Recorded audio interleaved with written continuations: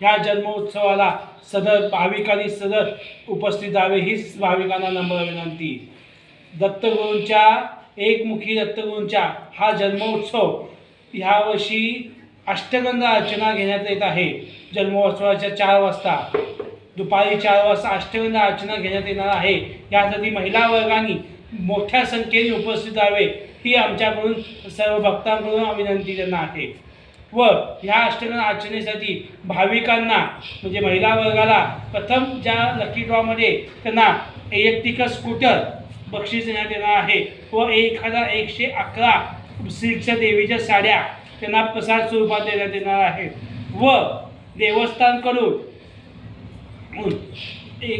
दत्त महाराजांचे सिल्वरचे कॉईन हे 1111 महिलांना देण्यात येणार आहे प्रसाद स्वरूपात।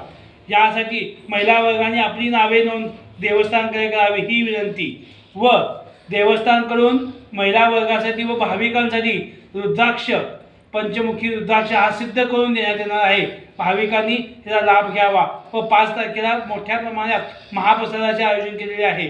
या महाप्रसादासाठी भिक्षा व सुद्धा आपल्या हाताने द्यावा ही विनंती। श्री गुरुदेव दत्त।